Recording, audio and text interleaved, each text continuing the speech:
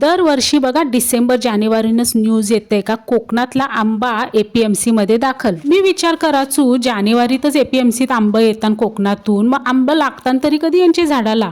मनात जाम आश्चर्य वाटायचं. पण खरा सांगू यो आश्चर्य यंदा आमच्या दाराशीच आलाय.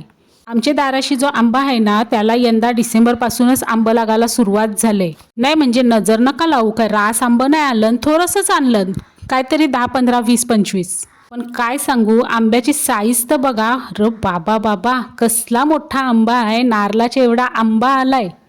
हापूस आंब्याच्या पेक्षा पण याची साईज मोठी आहे ना. खरा सांगू यो आंबा पिकल्यावर जाम गोड लागतं ना. माझा तर यो फेवरेट आंबा आहे.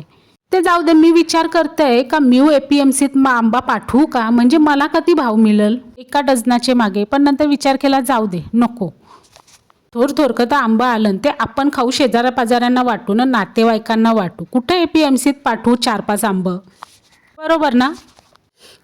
आता पहिलाच आंबा काढला आहे तर मग मस्त मीठ मसाला लावून खावायला पाहिजे. राव ते कोणला पिकेपर्यंत कोणला धीर धरवणार आहे. आंबा तर जाम भारी आहे, नुसता खोबरा वाटत होता कापताना, खोबरा. मस्तपैकी कापला, त्याला मीठ मसाला आणि थोडीशी साखर लावून मस्त मिक्स केला ना. आता सांगू तुमच्या तोंडाला पाणी सुटणार आहे. कैरी मी खाणार आहे पण तुमच्या तोंडाला पाणी सुटणार आहे. काय बोलता. चला बाय बाय.